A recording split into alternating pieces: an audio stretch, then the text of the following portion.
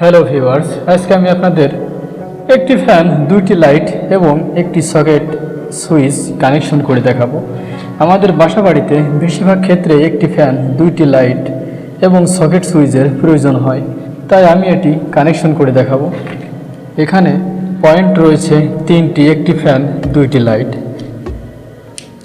পয়েন্টের যে নিউট্রালগুলো রয়েছে সবগুলো একসঙ্গে আমরা লাগিয়ে নিয়েছি, অর্থাৎ পয়েন্টের সব কালো তারগুলো 20 এই তারের সঙ্গে লাগিয়ে দিতে হবে। যেহেতু 20 RM এই সুইচ বোর্ডের সার্কিট এবং হলুদ এটি হচ্ছে আইপিএসের তার, এটি আপাতত কানেকশনের কোনো প্রয়োজন নেই। এটি আমরা ভিতরে রেখে দিব।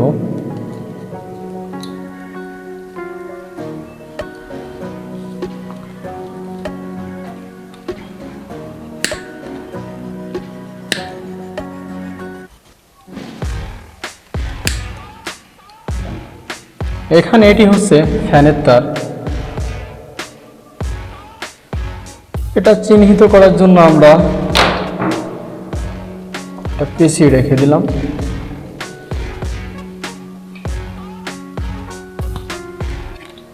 এখন আমরা এই যে সুইচ বোর্ডগুলো এইভাবে কানেকশন করে নিব। সুইচ বোর্ডের নিচের টার্মিনাল,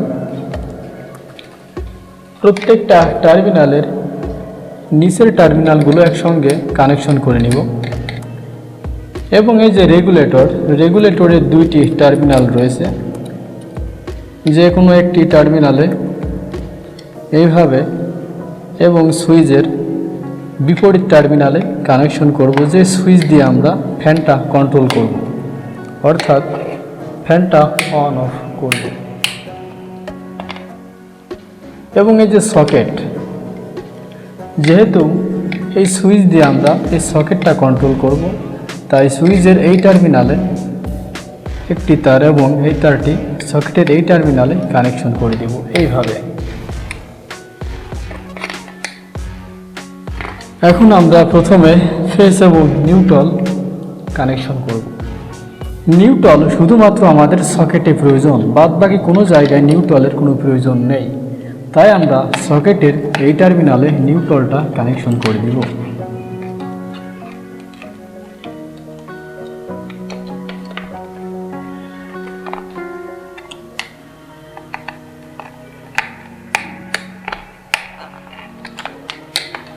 এখন আমরা ফেজটা কানেকশন করব।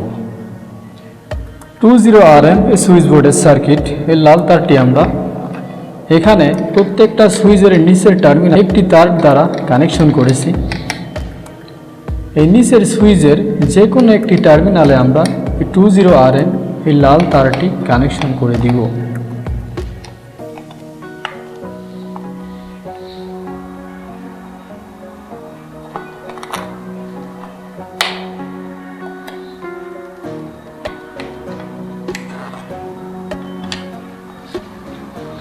এরপরে আমরা পয়েন্টের তারগুলো কানেকশন করব। এখানে এই তারটি হচ্ছে ফ্যানের পয়েন্টের তার। এই তারটি আমরা রেগুলেটরের এই টার্মিনালে লাগিয়ে দিব।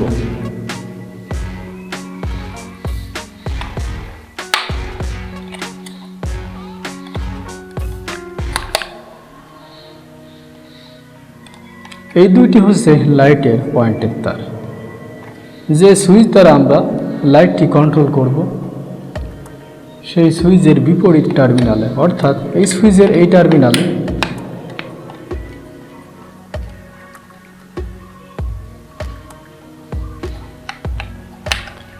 এবং এর পরের সুইচ, এই সুইচের এই টার্মিনালে আমরা পয়েন্টের এই তারটি লাগিয়ে দিব।